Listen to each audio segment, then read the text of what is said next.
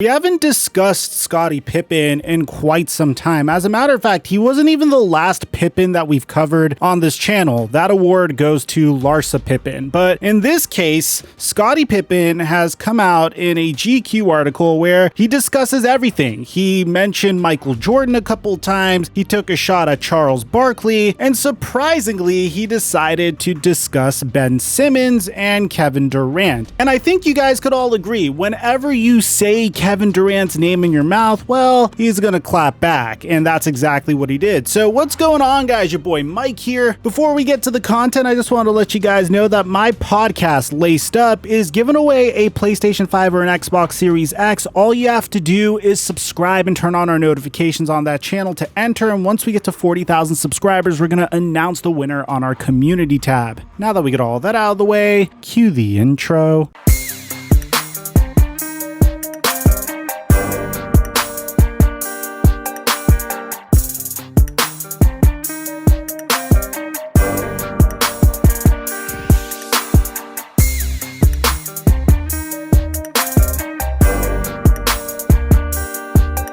Mike check 1 2 1 2. What's going on, everybody? Scottie Pippen hasn't really been on camera since The Last Dance. As a matter of fact, the last time we even discussed Scottie Pippen, it was in regards to his relationship with Michael Jordan, whether he and Michael Jordan are even friends still. And he said a bunch of interesting pieces and some stuff that got modern NBA stars really upset at him. So the first thing that caught our eye was Scottie Pippen was asked in this GQ article, looking back on that time in the papers, it often felt like it was Michael Jordan versus the team on occasions. Why did you feel like there was a constant animosity there? Scottie responded saying that the media was going through a bit of a frenzy to some degree. They were cheerleaders and they were fans because they were going through something they'd never seen before. An iconic basketball star with global appeal. That was shocking to them. They were meeting media people who were flying from different countries just to meet Michael Jordan, just to see Michael Jordan. It was something for American media to feel like they had over the world. They'd say, "We got Michael Jordan," or "I'm friends with him," or "he jokes with us." They were all looking at it as an opportunity to get close to Mike. That's how the brands portrayed him. That's how Gatorade portrayed him. That's how Nike portrayed him. I don't want to say they tricked the media, but they controlled them. Now, you could sense from this article they're trying to get Scottie to turn on MJ, but this takes a different turn as this continues forward. So he was asked, a piece that includes you, right? Because if you have the Michael Jordan circus in the press, in the commercials, and in the public, it naturally overshadows you and the team. In your book, it says that you deserved more respect from the press and the Bulls front office. Was that strictly in terms of how your contract played out or overall? So what the interviewer is referring to here is Scottie Pippen notoriously signed a contract that was well below what he was worth. As a matter of fact, in the Last Dance documentary, the owner of the Chicago Bulls begged him not to sign it, but Scottie Pippen wanted the security and ended up signing with the Chicago Bulls. The contract translates even more poorly now. He signed a 5-year, $18 million contract, but let's look at Scottie Pippen's response to this, saying, "I was speaking more from a team standpoint. Basketball is a team game, and when you separate one individual out, then you are taken away from the sport. You're talking about who's the greatest player and this and that. You know, there's really no great players in basketball. Basketball is built on great teams. You've got good players, but when you talk about great players, you can only give them greatness because what? The team, you know?" And this is where it gets interesting because he starts taking shots. You can sit here and argue that Charles Barkley was a great player, but he gets diminished. Why? Because he never won. He never was on a winning team. So when he sit up on that stage with Shaq and Kenny, they can diminish him at any moment. As great of a player as he is, they can make him the size of a period. Kenny Smith can make himself bigger than Charles Barkley on that stage because why? He won. Yeah, Charles is in the Hall of Fame, but when you talk about success and winning, you don't speak of Charles Barkley's name.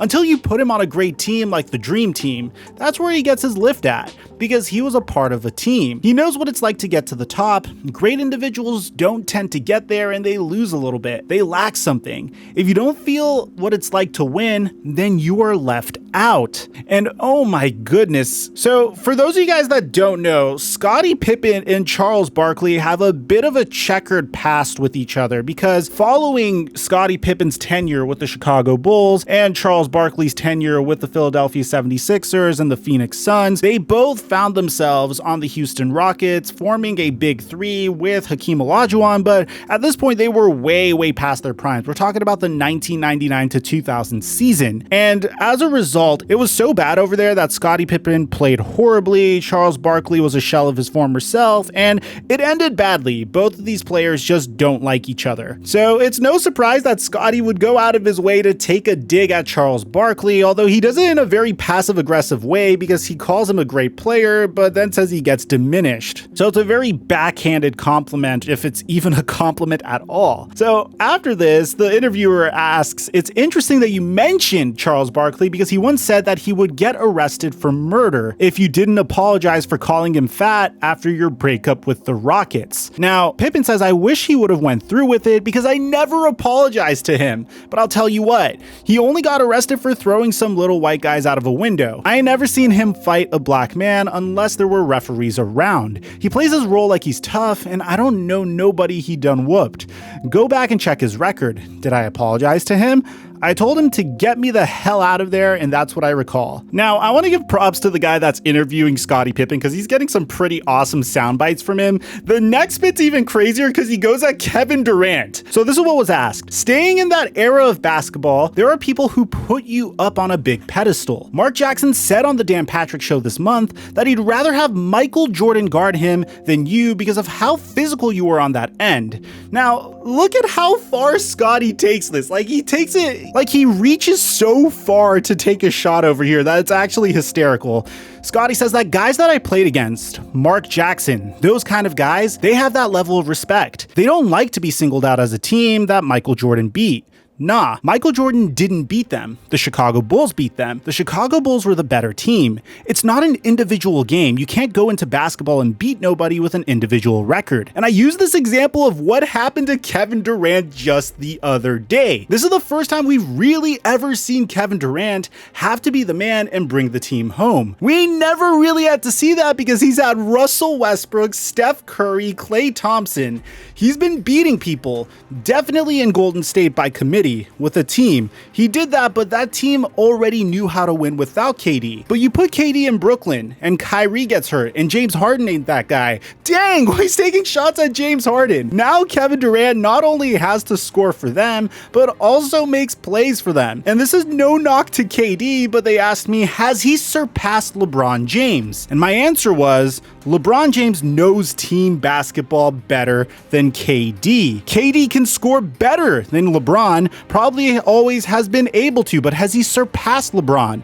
Nah. He tried to beat the Milwaukee Bucks instead of utilizing his team. You see what I'm saying? LeBron James would have figured out how to beat them, and he would have been exhausted, and he may have not taken the last shot. But LeBron isn't KD, and KD isn't LeBron. KD is a shooter, a scorer, but he doesn't have what LeBron has. The interviewer then says he's also an MVP, and Scottie continues by saying he's a two-time MVP in the finals. That's good when you've got Steph Curry leading the troops, but when you're leading the troops, you gotta know how to lead and win. And KD, as great as his offense was, it turned out to be his worst enemy because he didn't know how to play team basketball when it came down to it. He kept trying to go punch for punch. They were beating him with Giannis, Chris Middleton, and what's the little guard name? Drew Holiday. Yeah, Drew Holiday. So you've got three guys scoring for the other team, and you're the only guy scoring for your team. Who's gonna win? And we're in overtime, and you played every minute. You're gonna lose, but LeBron would have been better in that kind of situation because he would have used this team to pick them apart. He then gets asked, what does Kevin Durant of all people need to learn at this point? And Scottie says he needs to learn how to utilize his teams. He has to learn how to set up his teams to be better. That's it. As great as he is, there's a cap to his talent. He could have easily made that three,